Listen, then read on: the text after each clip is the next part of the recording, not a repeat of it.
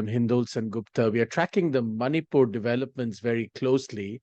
The latest big development in that conflict, which is going on in the northeastern state of Manipur, is a European Union, European Parliament discussion and debate on the subject, which has passed several critical comments about India. How fair are these comments? And what really is going on at the moment in Manipur? To discuss all that is Niranjan Singh. Niranjan is a entrepreneur, a social entrepreneur, a son of Manipur. He's been involved in civil society activity and entrepreneurship in Manipur all his life. He runs an organization called JCRE, which is very prominent among young people in Manipur. He's going to talk from a civil society perspective with me today on what really is the truth about Manipur, but also about other angles to this entire conflict, which most people are not talking about, including the Myanmar angle. Niranjan, thanks very much for joining me. Thank you very much, Hindol, for having me on Global Order, and would love to have this conversation with you at this critical juncture of the Manipur crisis. I want to begin by talking to you a little bit about what you have also tweeted, Niranjan, essentially talking about what the European Parliament has said about Manipur. You have been quite critical about the comments of the European Parliament and have suggested that there's a fundamental misunderstanding, including a fundamental misunderstanding about the demographics of the region. Begin by talking to us about what you mean by that. Hindol, what transpired in the European Parliament was not really acceptable in the sense that it was very ill-informed, and also the information that they collected was very half-baked. So it did not make a sense to discuss crisis of Manipur in the international arena, especially in the EU Parliament, at this point in time where the information was not correct. And also, if you note, in the last 1 or 2 weeks, not only the EU Parliament, but also the US ambassador, while visiting the capital of West Bengal, Kolkata, also spoke about the Manipur crisis. And also, let me also mention the movement that is happening in that region, especially to do with the Kuki community, is Bene Manasseh, where a lot of these lost tribes are also getting migrated to Israel. So what I'm trying to get at is that who is internationalizing this issue of Manipur crisis? So I'm sure, and in fact, there was a tweet also by North American Manipuri Tribal Association, which was very instrumental in getting this to the EU Parliament. So we really know from where the PR is being exercised. It is definitely coming from the. I'm completely, I'm not taking sides though, but we know for a fact that this kind of PR exercise is being taken by the Kuki community, which they have succeeded, and these are internationalizing the issue. Now, look at how ill the information was shared in the EU Parliament. For example, it did mention that more than 230 churches were being burned. Let me also tell the audience and yourself that Meiteis by nature are very docile and very tolerant people. But then after a point of time, you cannot take it much further, but speak the truth. So we agree that there were churches being burned. But at the same time, what we have to understand, the viewers have to understand, is that there were many mandirs or the Meitei temples that were also burnt at the same time. For example, I'll take you the name of those mandirs being burned. Like, for example, these are like almost equivalent to how we have, Kedarnath Yatra and all of that for the Meitei faith. So we have our deities in Nomai Jingching, Kaubru Range, Ingaurok Mahadev, Thongak Lairembi, Mondum Mahadev, Thangjing Ching Langol. All of this are just a few that have been destroyed, and burned by the Kukis or the Kuki militants. Now, secondly, what people need to know, what people in India also need to know, is that whenever you visit a Meitei house, on the right-hand side of the gate, you will always find a small mandir. So during this crisis, when every Meitei house was getting burned, you were almost burning a temple of that house. So we don't have, public congregation, institution like churches, We have temples in our own houses also. So EU Parliament completely bypassed, this critical information and just put the blame on the Meitei community by saying that only the churches were being burned. That is my first point. The second point, which got really wrong, was that there was human rights violation on minority, but they were very specific to say Christian minority. So what is the EU Parliament trying to do? Malign the government of India that it is a like Hindutva-led government and all of that. So this kind of narrative they are trying to build. But last but not the least, the EU, while having this plenary session, some of the speakers mentioned about India's rising power. But at the same time, they also mentioned that if India keeps on violating human rights on the minorities, EU would pull off from trade partnership. So do we take it as a threat? So all of this really pulled down the image of India in the international arena. And who was playing this PR exercise? We really need to find out. As far as I know, that Kuki community is really trying to internationalize the Manipur issue. That is really hurting the image of the Indian government as well as the state government. That's how I would put it, Hindol. Let's a little bit about the demographic issue, because there is one thing to talk about majority minority populations within the state of Manipur in Northeast India, but there is also something across the border, isn't there? There's also a Myanmar angle to all of this, which very few people either purposely don't recognize or recognize and don't want to talk about it. Talk to us a little bit about when you take what's across the border into the right context, what happens to demographics, and how does that impact this conflict? Right. Northeast region, along with Myanmar, is it has got a very complex demography. Like there are thousands of ethnic tribes inhabiting this region. So that makes it all the more complex to handle conflicts under the law of the government of India. Now, as far as, when we talk about Kuki, actually, it's Kuki Chin Mizo population.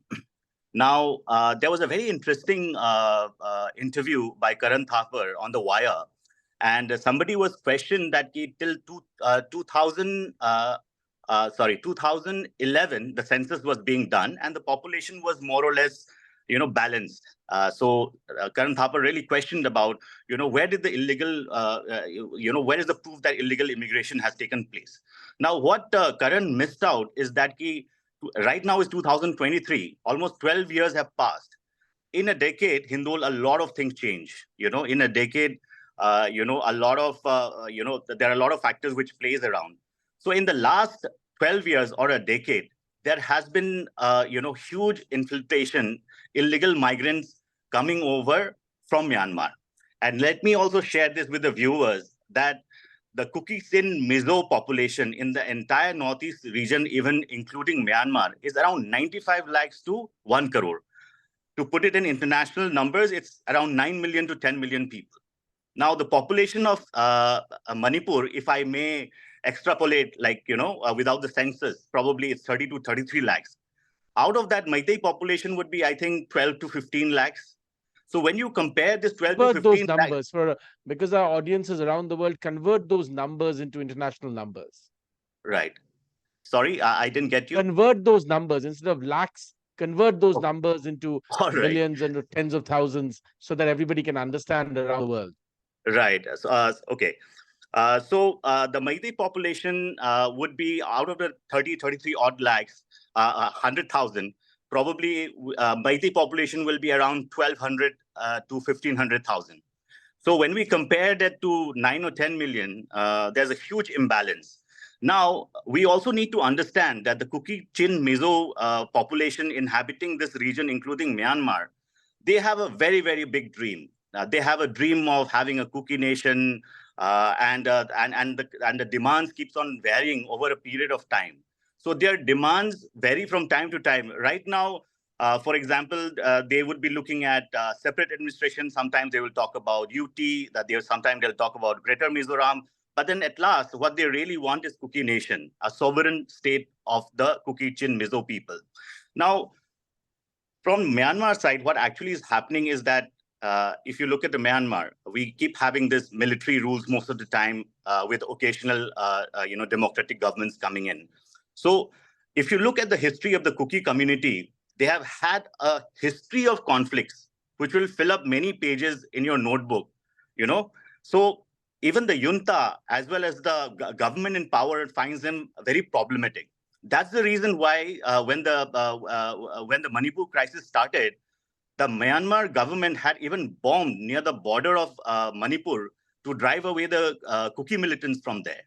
So that is the kind of a problem that we are dealing with, a huge population of them, and then getting into illegal migrants coming into Manipur. And at this point of time, let me also give you the perspective of the suspension of Operation Umbrella, which is being signed as a tripartite agreement between the state government, Indian government, and the so-called around 25 Kuki militants. Now, whoever walks in across the forest border with a gun can definitely claim that I am a Kuki tribe with a gun, and say that I'm a Kuki tribe, and seek that ST status instantly, and also come under the Sioux umbrella, so that they get a safe haven in the Kuki designated camps. So those are the things that is happening, and there's a lot of fund which is required to make this dream possible. And part of this is the smuggling. Huge smuggling of drugs and arms is taking place. That's why there's a perennial source of funds coming in for this movement and crisis to keep it alive. And we should also know that the Golden Triangle, which used to be confined to the Southeast Asia, is now gradually shifting towards the Northeast India. And Manipur is a prime example. Now, if you come and visit the hill areas, explain the Golden Triangle first before you go on, so that viewers understand what you're talking about. The Golden right? Triangle is essentially about drug trade, isn't it? And Yes, in drug trade, it's basically about opium. It's about cocaine, isn't it? yes. Tell us a little bit about the context of this. Golden Triangle is mostly actually confined to Myanmar, which was earlier Burma, Laos, and Cambodia, and part of northern Thailand. So this is where all the major drug lords of the world operate with their own army units. From here, a major chunk of the world's drug supplies goes off in the form of opium, in the form of cocaine and heroin. So basically, so it's a major source of production as well as a source of supply from there. Now, in the so many factors changing in the even in the Southeast Asia. Now, for whatsoever reason, the Golden Triangle is gradually shifting into the Northeast India, and one of the prime target Manipur has become. Out of that, one particular community, which happens to be the so-called Kuki community, has been instrumental in the cultivation of this poppy plants in the hills. Now, if you visit the hills, you will see it completely barren. It's not like a forest anymore, what it used to be like, say, 10, 20 years ago. So it has led to the destruction of the soil. Soil erosion has happened. So there is a huge environmental crisis also, which is happening alongside this, this communal clash that is happening in Manipur. So those are the factors that is going on, brewing around the so-called Manipur crisis. A little bit about the role of the Myanmar state in all of this, because you're essentially saying that there's a lot of cross-border movement, including violent cross-border movement in terms of militants crossing the border. We've seen videos consistently appearing on various social media channels which show, alleged, militants firing from across the border in Myanmar into villages in Manipur. What's really going on there? Talk to us a little bit about that. Hindol, I feel what has happened to the current Manipur crisis was well orchestrated probably 20, 30 years back. There's a proper framework, there's a guideline to what is happening. So the idea was about having this a Kuki homeland for the nomadic tribes of the Kuki Chin Mizo, right? And that's how it is. And there's a huge population of this particular tribe even in the Myanmar. And Myanmar, I mean, not only the Kuki-Chin Mizo, there are so many other, ethnic communities which are clashing with each other and also with the government of Myanmar. So it's a mayhem out there. So in order for them to find some safe haven and have a means of livelihood, India and particularly Manipur border state becomes like a safe haven for them. And the Kuki-Chin Mizo people also inhabit the Chittagong Hill tracts also. So as we are talking, there are also crises which is happening in Bangladesh in the Chittagong Hill tracts, and the Bangladesh army is really busy, firing and bombing these people out. So for them, they have a choice. They have a choice to get a safe haven. Where exactly? Probably India is the best bet. Get into the porous border and start settling down. And Kuki by natures are very nomadic. I mean, few days back, to be very honest, 2 days back there was news that the displaced Kukis have some of them have gone to Nagaland, and already it was in the news headlines that many of them went to the local CSC officers to convert their address into the Nagaland address. This is how nomadic they are. They can instantly change their addresses and claim that this is my home. So this is the nature that has been going on. And since they had the drug and the arms smuggling money very well funded, they have the most sophisticated weapons. And let me be very frank here to the viewers as well, that the whole issue started with a couple of small tires getting burned at the Anglo-Kuki War Memorial Gate. So sometimes we wonder like that: do we have to take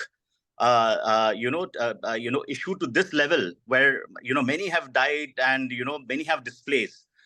So it all started with that, and then the houses of the neighboring Meitei houses were getting burned.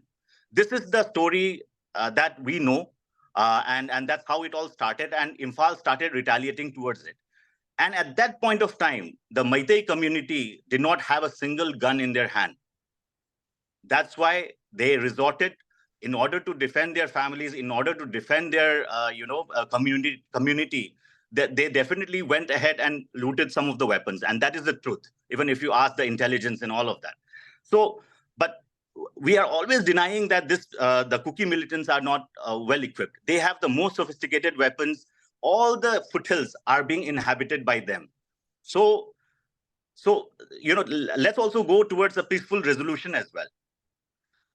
The media has always been. Before you go to the resolution, Niranjan, talk to us a little bit about where do these arms come from? We're talking about highly sophisticated assault rifles, unlimited rounds of ammunition, perhaps even, localized bombs or grenades. Where are all these? These are all like weapons of war. Where is all this coming from? Right. Hindol, I think you are hitting at the right point. We say that this is an internal matter, an ethnic clash between the two communities. That we agree. That's what we are seeing on the ground. But I have a very good feeling that it has certain element of international hand, which we are trying to deny by saying that this is an internal disorder and this is an internal ethnic clash. But yes, I have a very good feeling that it has an international hand. The strategic position of the Northeast, sharing thousands of kilometers of border with Myanmar, Bangladesh, and China on the topmost part of it. So definitely, I think there's a foreign hand in it, and they definitely want to destabilize the developing Northeast states of India. The other question that I wanted to ask you before we go to the towards what could be a resolution is there is also an angle of, I remember as a historian, Sardar Vallabhbhai Patel wrote about the impact of large-scale conversion in the Northeast, right? Is that impacting somewhere also? Is that, issue also? When you talk about conversion, Hindol, do you mean to say religious conversion? Yes, religious conversion.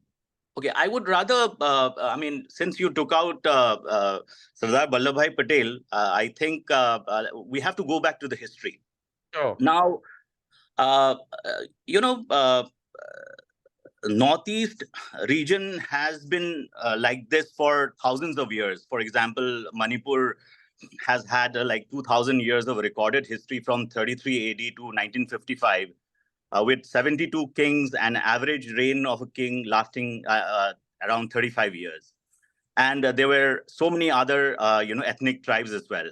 So conflicts was the most common thing that used to happen every now and then in different periods of time. uh, Now, indigenous people who were belonging to this different ethnic tribes were actually living very peacefully for thousands of years. And then suddenly, I think there was not only a conversion angle, but also the angle of along with conversion came the education, along with conversion came the health facilities, and then also Hinduism also came to Manipur. So I think that there are these three factors that I would say that the conversion to Hinduism, conversion to Christianity, and along with that came your education as well as the healthcare. So once people get start getting educated, then they started questioning the world. So I think so. Going back to the history, I would put it that way.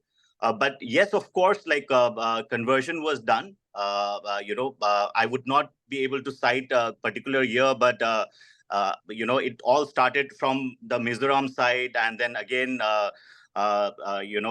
Pettigrew also was very instrumental in conversion in the Naga Hills as well. So all of that happened.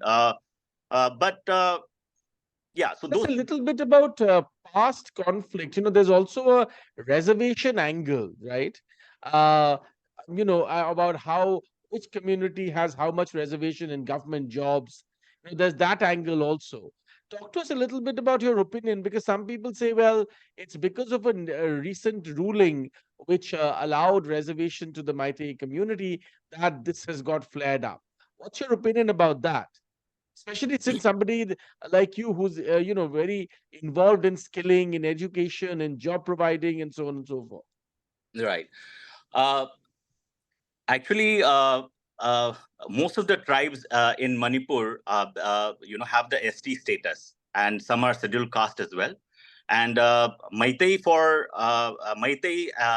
opted not to have this ST status then.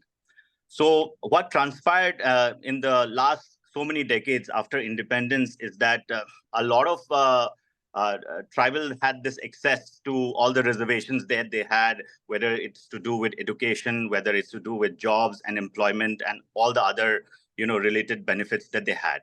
And the Meiteis always had to compete on the level playing ground with the other general Indians, whether it's for UPSC or any competitive exams or any other benefits as such. So when the Meitei community, when the Meitei community pitched for having ST status, and when they started fighting for it, uh, the tribal communities, started getting little uncomfortable. But let me be also very specific.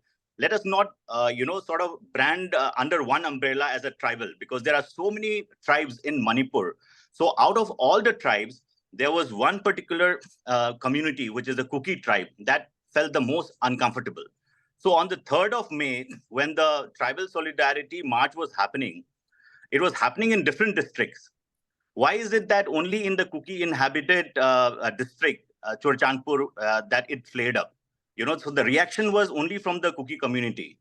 So there is a certain sense of insecurity of losing out on benefits and not paying taxes, etc. The Kuki community felt a little insecure when Meitei pitched for scheduled tribe. But let me also share that Meitei has not got scheduled tribe yet. Meitei just sort of mentioned that we would like to be a scheduled tribe. So what is why is it so uncomfortable for certain community to just say that you want an ST status at this point of time? I want to conclude by the point that you were making, and also a point about something that you understand very well. What is the impact of all of this on the young of Manipur, Niranjan? Because you work a lot with young people, providing skilling, jobs, and other things. How are the young thinking and feeling about all of this in Manipur? And also, now that the conflict has brewed on for a while, what is the path to even, some sort of reconciliation, negotiated peace settlement? How do you see that progress? Uh, Hindol, for the last 10 years, more than a decade, I have been working very diligently on the ground with the youth of the Northeast, and also in the state of Manipur as well. And it is very unfortunate, very sad that this has happened, and this should not have happened. We have left behind bad memories for our children and grandchildren, and it will take many years for both the communities to reconcile. And while this is happening, the civilians and the masses are really suffering on both sides, without food, without healthcare, without houses. So it is very unfortunate, and I sort of feel very helpless to share that. What do we actually do to bring the two communities together?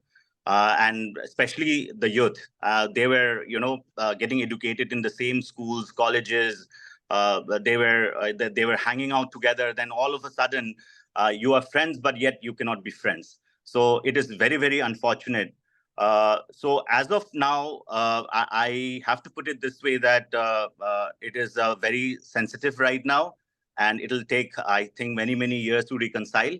I think it's for civil societies to come forward to take steps towards reconciliation. I would also like to share with you, what sort of process that we would like to have towards the, peaceful resolution for both the communities. Number one is that the current violence has to stop somehow, with the help of the, central government, state forces, as well as the state government. And also, we have to tell both the parties to lay down arms first, to get a certain conducive ground for meeting.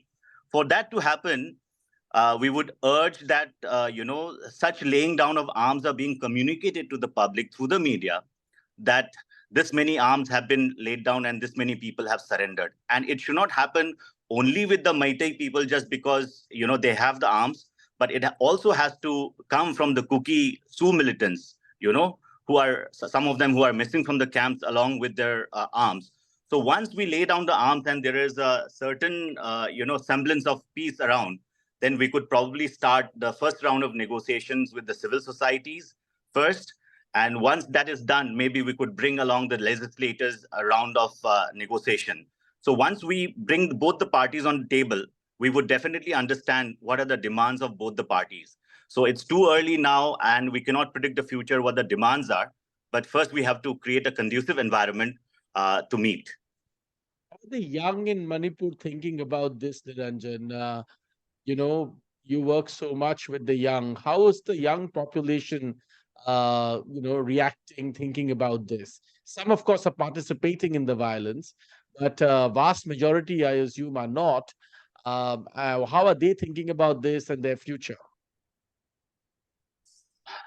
It's very unfortunate, Hindol, Manipur was on a very progressive path of late, and it had the right kind of things happening, whether it's infrastructural development or a startup policy. And let me also state that Manipur has got a very vibrant entrepreneurial ecosystem, and you would find many entrepreneurs coming out from the state of Manipur. Now, because of the crisis, many have actually gone out of the state to sort of seek refuge and also seek employment. So that is very sad. There's a huge amount of displacement which has happened, both on both the sides, whether it's the Kuki or the Meitei community. And many have been displaced to Mizoram. Some have gone to Nagaland, and many have come to bigger cities like Delhi, Bangalore, Mumbai to seek employment.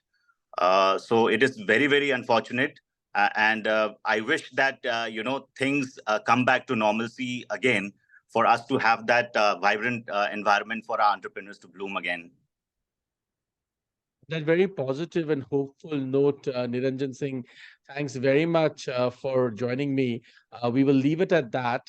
I hope and pray, like everybody else across this country, that peace returns very soon to Manipur, and especially for the young of Manipur, a brighter future, happens. Thank you very much. Thank you very much, Hindol. Thank you very much.